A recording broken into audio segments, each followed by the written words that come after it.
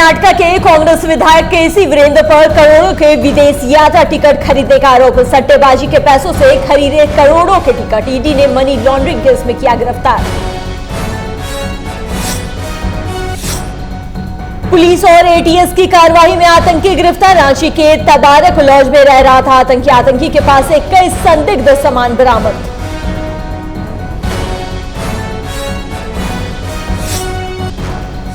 CM Hemant Soren ने पूर्व विधायक दुर्गा सोरेन को दी श्रद्धांजलि। दुर्गा सोरेन की जयंती पर नामकुम स्थित दुर्गा सोरेन स्मारक पहुंचे हेमंत सोरेन। प्रतिमा पर माल्यार्पण कर किया नमन। बीजेपी कार्यालय के बाहर जमकर प्रदर्शन। भूमि सुधार और राजस्व कर्मी का प्रदर्शन। नौकरी से हटाए जाने पर किया गया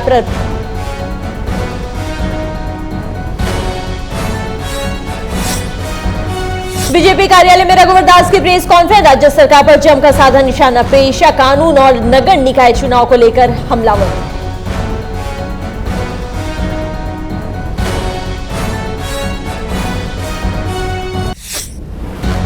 नमस्कार, आप देख रहे हैं आइडियल एक्सप्रेस। मैं हूं आपके साथ आकांक्षा सिंह। खबरों की शुरुआत करते हैं। भाजपा कार्यालय में पूर्व मुख्यमंत्री रघुवर दास ने प्रेस कॉन्फ्रेंस कर राज्य सरकार पर जमकर निशाना साधा है। उन्होंने कहा है कि नगर निकाय चुनाव न होना सरकार की बड़ी विफलता है, जिससे जनता का लोकतांत्रिक अधिकार छीना जा रहा है।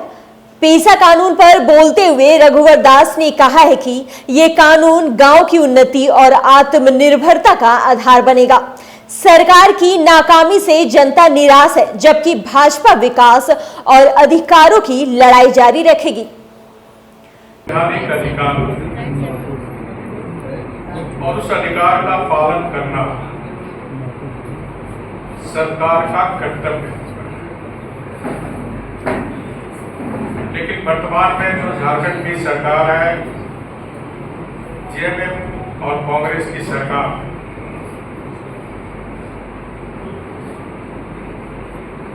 जो राज्य में भाजपा सरकार में 2019 में पेशा कानून का प्रारूप बन चुका था और विभागों को मंतव्य के लिए सभी विभागों को भेजा गया। इस बीच सरकार बदल गई और वर्तमान में जो झारखंड सरकार है, 2023 में फिर पेशा कानून को अनुसूचित किया, विभागों को मंतव्य के लिए भेजा गया और विभिन्न सामाजिक संगठनों से राय विचार भी लिया और 2024। चलते हैं अगली खबर की ओर। पाकुड़ से बड़ी खबर सामने आ रही है, जहां सरकार दावा करती है कि एक भी घर कच्चा नहीं रहेगा, हर गरीब परिवार को पक्का मकान मिलेगा। वहीं जमीनी हकीकत कुछ और ही कहानी बयां करती है। पाकुड़ जिले के हिरनापुर प्रखंड के रामनाथपुर पहाड़ के नीचे रहने वाले दो गरीब परिवार आज भी झोपड़ी में जीवन गुजारने को मजबूर हैं। ना तो इन्हें अबुआ आवास योजना का लाभ मिला और ना ही प्रधानमंत्री आवास योजना का अब तक मकान नहीं मिला। अब देखना यह होगा कि सरकार इन परिवारों की फरियाद कब सुनती है। चलते हैं अगली खबर की ओर।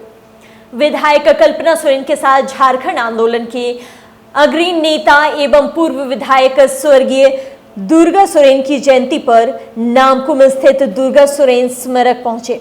वहां उन्होंने स्वर्गीय दुर्गा सोरेन की प्रतिमा पर माल्यार्पण कर श्रद्धांजलि अर्पित की तथा उन्हें सत सत नमन किया। पर अलग अलग आंदोलन, अलग अलग कर्तव्यों पर अपना जान निछावर लोगों ने किया है। उसी क्रम में आदरणीय दुर्गा सोरेन जी भी आते हैं। हर साल की तरह हम लोग इस स्मृति पर सभी लोग एकत्रित होते हैं और ये हमारे पार्टी के लिए काफ़ी गौरव की बात है। चलते हैं अगली खबर की ओर। कैमूर में बारिश ने प्रशासन की पोल खोल दी है। दरअसल जिला परिषद की ओर से 13 लाख की लागत से बना चेक डैम पहली ही बारिश में बह गया। 15वीं वित्त योजना से बना यह डैम महेंद्र यादव के खेत के ऊपर बनाया गया था ताकि बरसात का पानी रोककर किसानों को सिंचाई सुविधा मिल सके। लेकिन 1 साल भी पूरा नहीं हुआ और लापरवाही के कारण सरकारी राशि पानी में बह गई। वहीं इसे लेकर कार्यपालक अभियंता जग बहादुर सिंह ने कहा कि ये बड़ी बात नहीं, जांच के बाद कार्रवाई होगी। वहीं जिला परिषद सदस्य बल्लू राम मस्तान ने बारिश को वजह बताया। देखिएगा कि माटी जो भरा गया था, अच्छा, माटी का कटाव क्या मानते हैं कि कार्य सही हुआ था? कार में कोई कैसे- दिक्कत नहीं हुआ। कैसे बहने का वहाँ उद्देश्य क्या गाँव मानते हैं? के लोग भी थे जो कि संतुष्ट से वो ठीक है, तो बहने का आपके नजरिए में क्या ज्यादा पानी आ गया तो उसमें क्या करेगा आदमी? इस वजह से मॉनिटरिंग पदाधिकारी नहीं किए थे क्या? जो अभियंता गए होंगे एकदम सर थे सामने, वहाँ सब हम लोग थे, अंसारुल जी यही थे हमारे उस समय। अब तो फिर से कार्य कराना पड़ेगा, तब तो जाकर के फिर चेक डैम अपने सही अस्तित्व में आ पाएगा। मानते तो हैं? आपदा है तो उसके लिए अब ज्यादा बारिश हो गया, बाढ़ आ गया तो हम लोग कितना बनवाएंगे बताइए। कितने दिन पहले एक घटना घटी है? अभी तो पहली ये बाढ़ आया था जो ज्यादा बारिश हुआ कितना था। दिन पहले लगभग? अरे तो हो ही गया लगभग 20-25 दिन पहले, अभी एक महीना लगभग। तो आप बोल रहे हैं कि हमको जानकारी नहीं। अच्छा, आपका नाम क्या है? क्या नाम है आपका? नाम मेरा बुल्लू मस्ताना नाम है, क्या है आप? चैनपुर जिला परिषद है। Thank you sir, thank you. वही लोग हम लोग तो कंस्ट्रक्शन करने वाले हैं। योजना लेने के पहले यहाँ तो देखना चाहिए ना कि योजना लिए हुए हैं। कंस्ट्रक्शन कराना उनकी जिम्मेदारी नहीं होती नहीं, कि क्या वहाँ पे नहीं, गुणवत्ता रखना है? हम लोग देखिए क्वालिटी के अनुसार योजना बनाते हैं, उसको कंस्ट्रक्ट कराते हैं और उसके बाद में अच्छा, माना जाए तो अब ये 13 लाख रुपए जो सरकार की लगी थी, ये तो पानी में बह गया। नहीं, उसी राशि से तो देखना पड़ेगा ना। ऐसे तो जैसे आप लोग अपना उसी राशि से मतलब दुरुस्त कराया जाएगा या फिर अलग फंड अरे में? अभी हिमाचल प्रदेश में आ रहा है, झारखंड में, झारखंड का हिमाचल प्रदेश में, जम्मू कश्मीर में कितना 4 मंजिला 10 मंजिला बिल्डिंग गिर सर जाती है। आपदा है अब तो यहाँ वही बाढ़ है तो आपका कहाँ है? इसको भी आपदा ही माना जाएगा। आपदा ही माना आपदा जाएगा। का 13 लाख रुपए की पुल पूरा बन डूब गया। गया, सरकार का पैसा डूब गया। अभी हम जाकर देखेंगे उसको, देखने के उपरांत ही कुछ कर सकते हैं। क्या मतलब कुछ इसमें हाँ, अगले सप्ताह में हम जाएंगे, उसको जांच करेंगे, देखेंगे। त्रुटियां समझ में आ रही है या क्या गुणवत्तापूर्ण था? कोई त्रुटि नहीं है, अधिक बहाव के कारण हो गया होगा। हम उसको जाकर अगले सप्ताह अच्छा, में जिला देखेंगे। परिषद से कितने टोटल चेक डैम बने हैं अधौरा प्रखंड क्षेत्र में? हमको याद नहीं है, तो याद नहीं है। विभाग से ही क्या नाम है सर आपका? जंग बहादुर सिंह, क्या है आप? कार्यपालक अभियंता। चलते हैं अगली खबर की ओर। दिल्ली पुलिस और रांची एटीएस की संयुक्त कार्यवाही में आतंकी अरशद दानिश को गिरफ्तार किया गया है। मामले के बारे में मिली जानकारी के अनुसार आतंकी रांची के तबारक लॉज में रह रहा था। गिरफ्तार आतंकी के पास से केमिकल हथियार समेत कई संदिग्ध सामान बरामद हुए हैं। दानिश के पिता मजहरुल हसन तेनू घाट कोर्ट में वकील हैं, जबकि मां शिक्षिका और भाई पटना में पढ़ाई करता है। स्थानीय लोगों ने बताया कि परिवार का एक मकान उत्तरशारा और पैतृक घर रामगढ़ के सीकनी में है। फिलहाल मामले की जांच में जुटी है पुलिस। चलते हैं अगली खबर की ओर। भूमि सुधार और राजस्व कर्मी ने नौकरी से हटाए जाने पर बीजेपी कार्यालय के बाहर जमकर प्रदर्शन किया। प्रदर्शन कर रहे संविदा कर्मी अमीन और कानूनगो पर पुलिस ने जमकर लाठी चलाया है। भूमि सुधार विभाग के विशेष सर्वेक्षण में कार्यरत सर्वे संविदा कर्मी 16 अगस्त से हड़ताल पर बैठे थे। वहीं भाजपा कार्यालय के सामने विरोध कर रहे संविदा कर्मियों पर पुलिस की ओर से लाठीचार्ज किया गया, जिसमें एक कर्मी के सर पर चोट लगने से सिर फूट गया। उनका कहना है कि जब तक विभाग उनकी बातें नहीं सुनेगा, तब तक वे इसी तरह से प्रदर्शन करते रहेंगे। दरअसल विभाग ने करीब 7,500 संविदा कर्मियों को सेवा से मुक्त कर दिया है। चलते एक छोटी सी ब्रेक पर, हम जल्द लौटेंगे। बदलते समय के बीच खबरों की दुनिया में आइडियल एक्सप्रेस की एंट्री। खबरों से बनाएंगे अपनी पहचान और रखेंगे निष्पक्ष पत्रकारिता की मिसाल।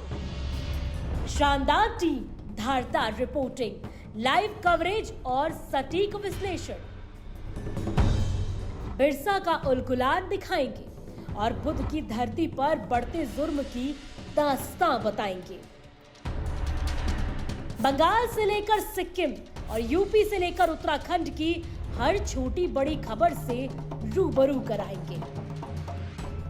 विकास के नाम पर हो रही धांधली बताएंगे और गांव ज्वार से निकलने वाली उम्मीद की किरण दिखाएंगे। सिर्फ पत्रकार नहीं, परिवार की तरह आपका साथ निभाएंगे। हम आइडियल एक्सप्रेस हैं, सच की तह तक जाएंगे। ब्रेक के बाद आप सभी का स्वागत है। चलते हैं अगली खबर की ओर। रामगढ़ जिले के चुट्टू पालू घाटी में अक्सर सड़क दुर्घटना देखने को मिलती है, जिसे मौत की घाटी भी कहा जाता है। बुधवार को एक बार फिर चुट्टू पालू घाटी में भीषण सड़क हादसा हुआ है, जिसमें चावल और दाल से लदे ट्रक के बीच भीषण टक्कर हो गई। हादसे में 2 लोगों की दर्दनाक मौत हो गई। घटना की जानकारी मिलने के बाद रामगढ़ पुलिस मौके पर पहुंची है और दबे हुए दोनों शव को निकालकर पोस्टमार्टम के लिए भेज दिया गया है। आपको बता दें कि 2 ट्रक के आपस में टक्कर होने से चालक और सहचालक की मौत हो गई। बता दें कि चावल और दाल से लदा एक ट्रक रांची से घाटी की ओर आ रहा था। घाटी में प्रवेश करते ही ट्रक अनियंत्रित होकर गड़के मोड़ के पास ब्लैक स्पॉट के रूप में चिन्हित स्थान पर भीषण दुर्घटना शिकार हो गया। इस दुर्घटना में ट्रक के फरकच्चे उड़ गए। इस घटना से ट्रक पर लदा चावल और दाल पूरे सड़क पर बिखर गया। मैं कल रात्रि गश्ती में था। रात्रि गश्ती के क्रम में ही रात्रि 2 बजे सूचना प्राप्त हुई कि एक गाड़ी गड़के मोड़ में पलटी मार गई। तो मैं जब आकर देखा तो देखा कि चावल और ये दाल लदा हुआ गाड़ी था और किसी के बारे में कुछ ड्राइवर वगैरह पता नहीं चल पा रहा था। फिर मैं इसको NS को सूचना दी, वरीय पदाधिकारी को सूचना देते हुए अभी धीरे धीरे जब बॉडी को हटाकर जब साइड किया जाने लगा तो 2 शव बरामद। चलते हैं अगली खबर की ओर। खबर गढ़वा से है। गढ़वा के निजी अस्पताल RP सेवा सदन में इलाज के दौरान मरीज की मौत के बाद परिजनों ने जमकर हंगामा किया। मृतक की पहचान गोबरदाहा निवासी 28 वर्षीय मनोवरवर अंसारी के रूप में हुई है।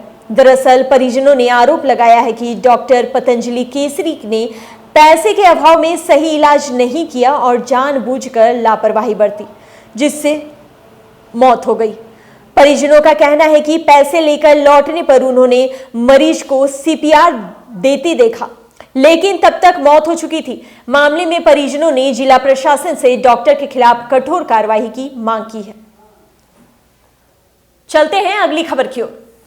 खबर सहरसा से है, जहां सदर थाना क्षेत्र के वार्ड नंबर 17 स्थित पासवान टोला में सिलेंडर ब्लास्ट के दौरान रास्ते से गुजर रहे एक साइकिल सवार युवक की मौत हो गई, जबकि एक शख्स गंभीर रूप से घायल हो गया।